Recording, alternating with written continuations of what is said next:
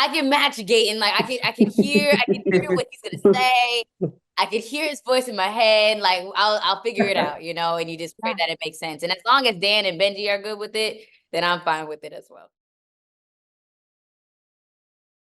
Hey, I'm Daniela with Young Entertainment Mag. It is so great to chat with you guys. Thanks for having me. Nice, Danielle. How are you?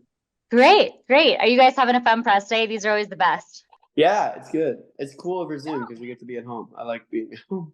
Totally. I have pajama bottoms on. Don't tell anybody, but um, Same. Sweet. Okay, so I'm just going to jump right in. So one of our big things for Young Entertainment is we do a lot of masterclass moments. So a lot of our followers are aspiring young actors and actresses who love to learn the acting side of things, and they too want to build incredible careers like you guys in the entertainment industry. So if you just want to answer the questions kind of from that lens, that would be amazing. And Gaten, I'll just jump right in with you. So both you and Joe are now under the Disney umbrella, you in Star Wars and Joe in the Marvel Universe and Agatha all along. Yeah. Yeah, so we actually posted a video about you in Sweeney Todd. My producer got to go see it, and it went Oh, crazy very viral. cool. I think maybe our most viral video of all time. Oh, So nice. yeah, hat off to you. And my producer, he got to see, I think it was your last performance, and then also Joe's first performance as Toby. So all that Oh, being said, yeah, I'm not sure if you guys overlapped at all, but if you did you have a chance to connect about like the role? Because when you're live, when you're on yeah. stage, you kind of learn every single night something's different. So Mm. yeah, first part would be what was one thing that you feel like you learned playing that role? And second, did you pass anything on to Joe when he took that role over? That's a really great question. I love playing that part. Toby was an absolute dream role of mine for so long, and it's the greatest challenge I've ever had to deal with. Something I learned consistently was it's more like it was definitely a physical challenge more than anything else. It was a very physically exhausting show.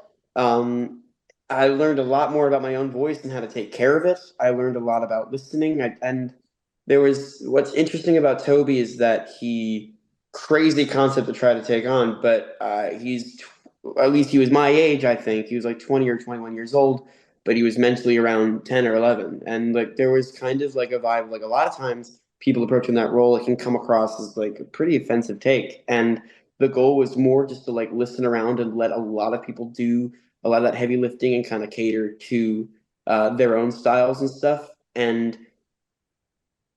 listen and learn more and react more than you need to like kind of put on some kind of shtick. And it took a while for that to kind of settle in and feel good and feel natural because it's a very unnatural situation. Mm. Yeah, and it was hard to keep consistent, but it was the most rewarding thing I've ever done.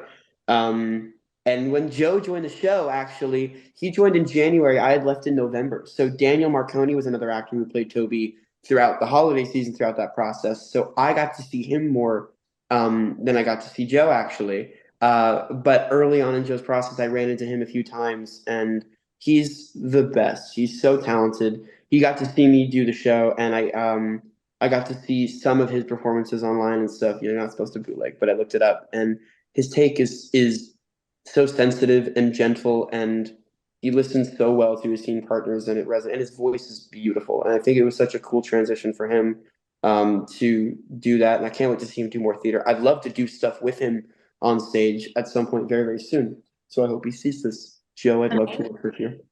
I love that. I have a feeling you guys will. Okay, and I have like 45 seconds left. Great. I'm So so sorry. Oh, Great. that was amazing. You're so Okay. great. So brilliant. So we'll just do rapid fire for the Cool. other two beautiful actors in the room with us, if that works for you. So as these are voice characters. This is a voice moment. How do you create that on-camera chemistry with your I guess you could say scene partner when everything is voice? How does that work?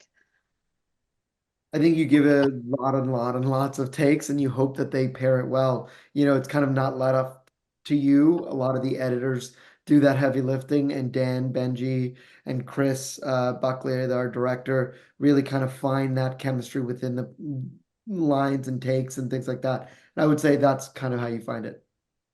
Yeah, it's really just you pray that it matches and it makes sense. I do know like in the beginning, like early stages, I was familiar with with Gaten and Tony, and I was like, oh, okay, I can match Gaten. Like I can hear what he's gonna say.